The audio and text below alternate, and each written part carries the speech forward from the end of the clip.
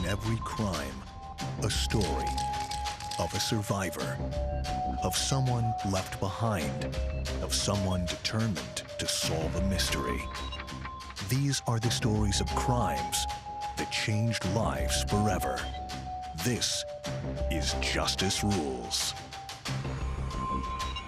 A 13-year-old girl in her front yard in Lumberton, North Carolina, when a man forced her into her family's SUV and drove off. Police issued an Amber Alert, and for weeks a community pleaded for answers. What happened to Hania Aguilar? Finally, they made a gruesome discovery and then an arrest. But this story is far from over. Reporter Mark Becker takes us through the quest to find justice for Hania.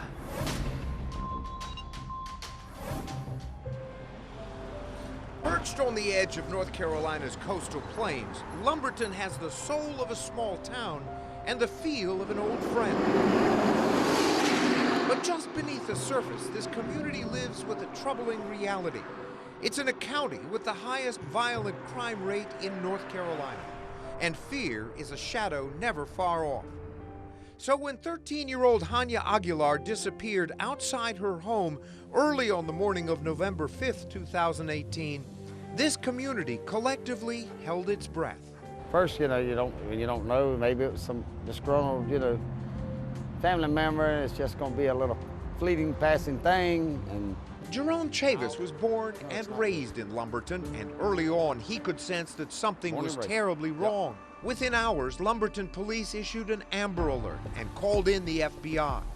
The next day, Hania's mother made a public plea for her return. Devuélveme a mi hija, la necesito. Estoy sufriendo por ella, sus hermanas también.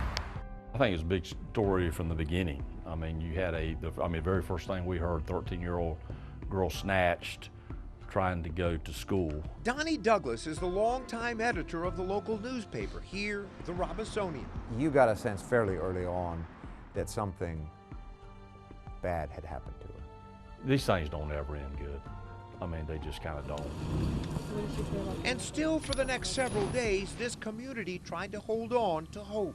The FBI offered a reward up to $15,000 for information that would help them find Hania. And they released surveillance video of a stolen SUV seen speeding away moments after Hania disappeared. They wouldn't have to wait long. The next day, agents found that SUV abandoned in the scrub off a country road. But there was still no sign of Hania, so they roped the area off and searched for clues that would help them find her. Later that day, another big development.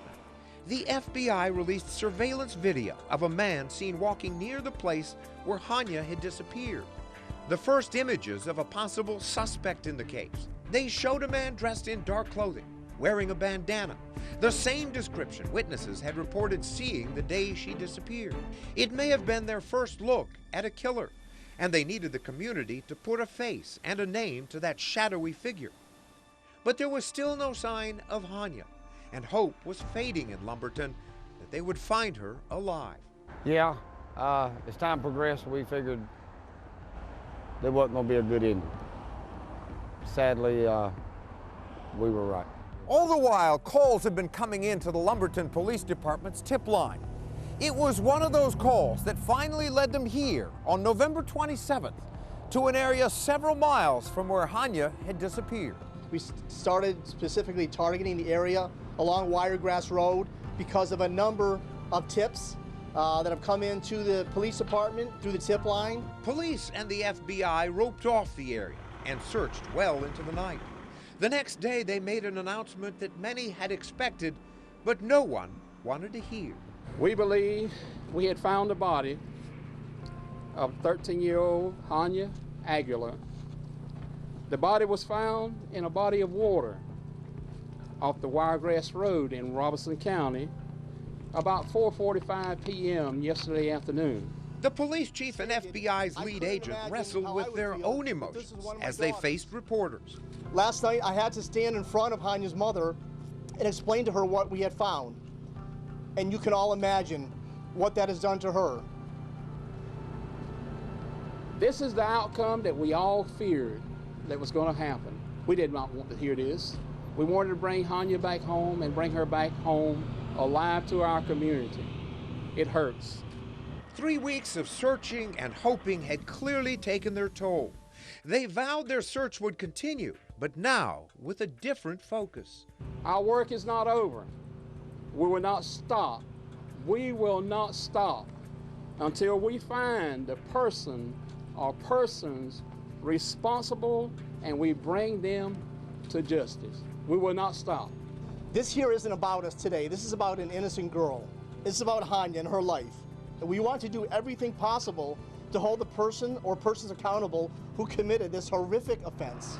And as Hania's family grieved, the community grieved with them. I just feel sorry for her mother. I couldn't imagine going through something like that. It's heartbreaking. It is, it's heartbreaking. I just can't imagine what that mother's going through with. On December 8th, a month and 3 days after she disappeared, more than 1,000 people gathered in Lumberton for Hania Aguilar's funeral. It was a bittersweet celebration of a life that had ended much too soon. Every day I am reminded that her life's journey is really about the people who she has touched. The same day that this community said goodbye to Hania, the FBI announced that police had made an arrest in the case, a suspect they'd been looking at for several weeks, a suspect already in jail here on unrelated charges. Police had identified 34-year-old Michael McLellan as a possible suspect soon after Hania disappeared. He has family members who live near Hania's home, and he looks like the shadowy figure walking in that surveillance video. But it was DNA agents found in that stolen SUV that finally gave them what they needed to charge him with Hania's kidnapping, rape, and murder. DNA that also tied McLellan to a break-in and rape 2 years earlier in another part of Robeson County. And then another troubling twist. The district attorney revealed that a detective in the Robeson County Sheriff's Office had had that DNA evidence a year earlier and failed to follow up. Many in Robeson County were outraged. He had the evidence to arrest this guy. And had he been arrested, he'd been in jail. Hania, she'd be alive, no question.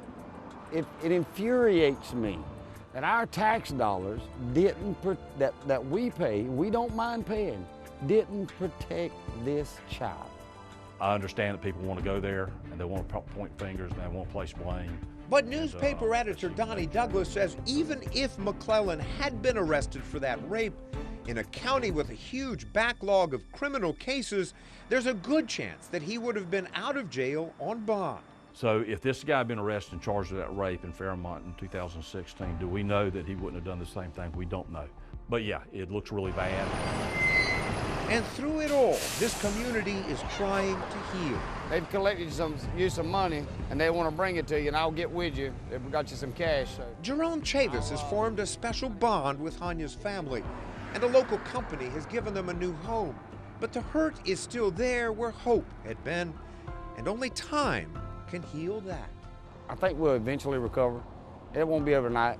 It won't be next week, next month, next year. It's going to take some time. Everybody's hurt. Everybody in the county.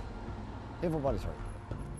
Michael McLellan has a long criminal history. The DNA that police say connects him to Hania's murder and the 2016 rape case was collected from the federal database back in 2007 after McLellan was convicted of felony assault with a deadly weapon and first-degree burglary. Now he could face the death penalty. It is a brutal case in Brockton, Massachusetts. 2 women found murdered, and the killer's DNA linked him to the violent rapes of 3 more victims. Reporter Bob Ward shows us how DNA technology and genealogy are being used to try to get this killer off the streets. A sweetheart. She walked into a room, she lit it up. Mark Milet helped raise his granddaughter, Ashley Milet. He remembers Ashley as an energetic, fun-loving child. If love could have saved her, she would have nothing ever would have happened to her. But Ashley Milet is at the center of a gruesome unsolved homicide case that's now going high-tech. In December 2014, Ashley's dismembered body was found in woods near Brockton's VFW. Discovered near Ashley, the badly decomposed body of a second victim, later identified as 50-year-old Linda Schufeld. Both Ashley and Linda had fallen victim to drug abuse and had been arrested for prostitution. But this disturbing case does not end there.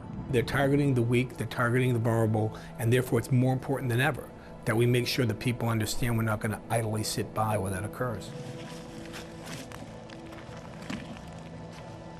The killer's DNA collected from Ashley's body matched DNA recovered from 3 violent rapes of prostitutes in Brockton. All 5 victims worked the same city streets. And now the killer's DNA is emerging as powerful evidence. This guy's a bad guy, and he's out there taking people off the streets. He needs to be somebody that we take off the street. Virginia-based Parabon Nanolabs already produced a digital composite image of the killer from his own DNA. But investigators are hoping for more. But now you're trying to use the same DNA to give you something else. What are you trying to do? We're trying to get additional information that we can open up new leads. That's what we're looking for. We're hopeful that we're going to be able, by using the genetic genealogy, find somebody who may be related to the individual that committed this offense. Genetic genealogy has turned out to be extraordinarily powerful for law enforcement. Dr. Ellen Graytack of Parabon Nanolabs explains the Brockton suspect's DNA is being compared to DNA in GEDmatch, a public DNA database open to law enforcement. Armed with matches, Parabon is constructing the suspect's family tree, trying to zero in on a close relative and ultimately the suspect himself. It's a brand new use of DNA technology that's led to the highly publicized arrest of the Golden State Killer in California. In these cases, we're at least able to give the police something new, some new way to look at the results. And so what we're able to do is give them what we think of as concrete recommendations. For Ashley's family, there is the hope that this new technology will finally lead to justice. You know, I'm not like living it again right now, but at least I feel that something's being done. If you have any information about this case, you are urged to contact the Massachusetts State Police at 508-894-2584. A young mother missing. Police think her ex-fiancé is responsible, but they can't prove it. In my heart, I know she's out there somewhere, and we need her. We need to find her. Her family's continued efforts to finally bring her justice.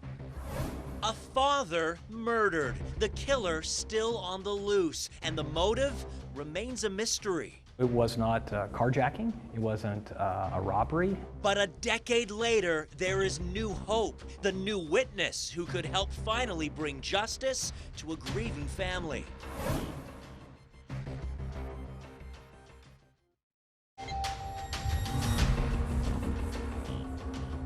2011, just after she appeared as a guest on a popular TV show. Her ex-fiancé is the only suspect, but after 7 years, police have no evidence to arrest him. And as reporter Shannon Butler explains, police are really no closer to figuring out what happened to Michelle Parker than the day she first disappeared.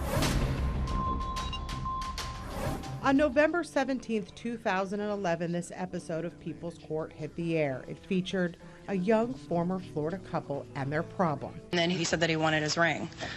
So I took it off and I threw it at him.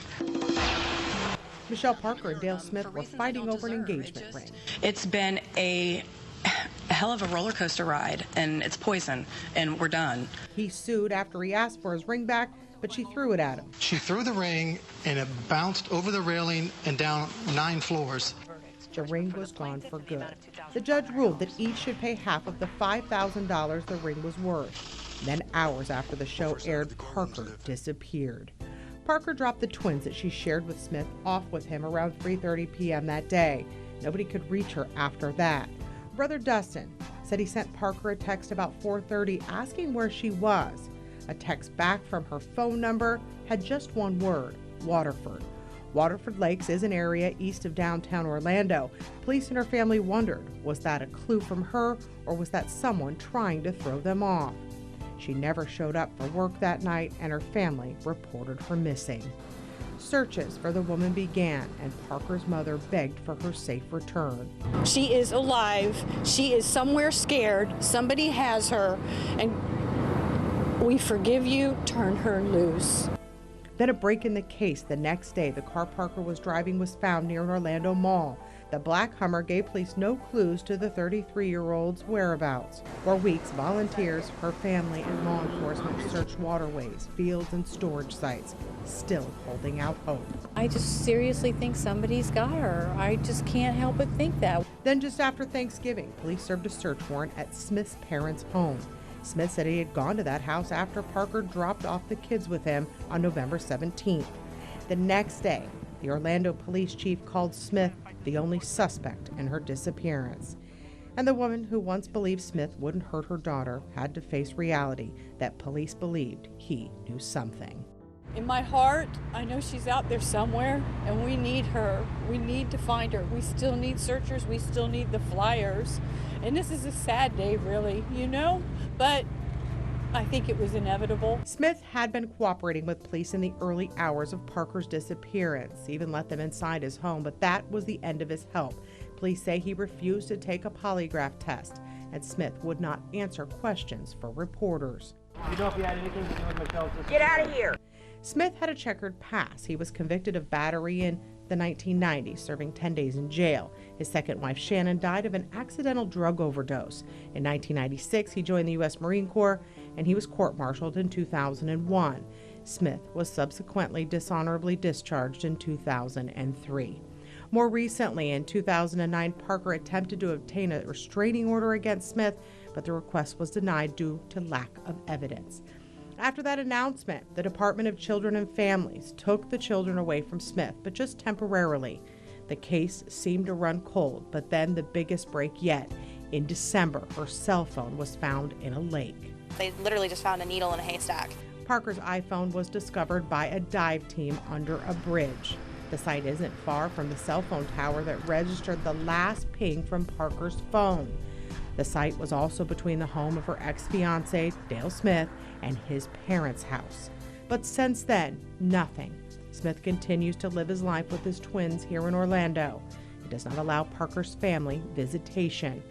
Her family knows they won't likely see her again, but can't help but wonder when or if they will ever know what happened to her. The grandparents have tried to see the twins through the Grandparents' Bill of Rights, but that hasn't happened yet. The victim's mother has filed a wrongful death lawsuit against Smith. That case continues to work its way through the court system. New information is prompting authorities in Jacksonville, Florida, to reopen a nearly 10-year-old cold case. In 2008, 56-year-old Stephen Wiggins was found shot to death in a quiet West Side neighborhood. His killer has never been captured, and a motive remains a mystery. Reporter Lorena Inklin explains how a new witness could offer clues to help solve this cold case. On the night of October 6, 2008, the corner of Colonial and Vista Avenues was the backdrop of a violent crime. The victim was Stephen Wiggins, the man Katie Wiggins called Dad. I came the next day when we heard, and I came and we saw the blood, the shell casings over here. She was in her early 20s when her world changed. She's still looking for answers nearly a decade later. My love for him will never die, so I will never give up, ever. Detective Ray Reeves of JSO agreed to meet with us about the case. This is one piece, one of the shell casings from the caliber of gun that killed Mr. Wiggins. Wiggins was at what was then Maddie's Landing Bar, only a few blocks away. Around 11:30 p.m., he was spotted on surveillance video at the drive-through window of this McDonald's. We've got all of that on video. And he doesn't appear to be in distress at all. A short time after that, a neighbor called 911 to report hearing gunshots. Minutes later, JSO found his body. They noticed several gunshot wounds to his torso and his head. What makes this case even more complicated is that JSO doesn't yet have a motive. Wiggins' body was found right here on the road. His car on the other side of the road, just a few feet away. The driver's side door was wide open and his car was still running. And Wiggins' wallet was still on his body. It was not carjacking, it wasn't a robbery, and it may have been someone that he at least was familiar with. But now, thanks to new information, Reeves tells me they found someone who might help. We were able to develop someone that at the time was someone that needed to be talked to, may be a person of interest. DNA taken from the scene is now also being tested with new technology. For Katie, the new developments are welcomed news. I just want to know what happened. To this day, she still drives by this area once a week. She's also working on getting her master's degree in mental health counseling. She's months away from graduating, but for her, it's yet another milestone her dad will miss. I'll also never have that chance to take a photo when I graduate with my master's this year. If you know anything that can help police solve this or other unsolved murders, call Crime Stoppers at 866-845-TIPS. You can remain anonymous. Thank you for joining us tonight. And remember, for so many of these families, one tip could be the key to bringing them closure and putting those responsible behind bars for good.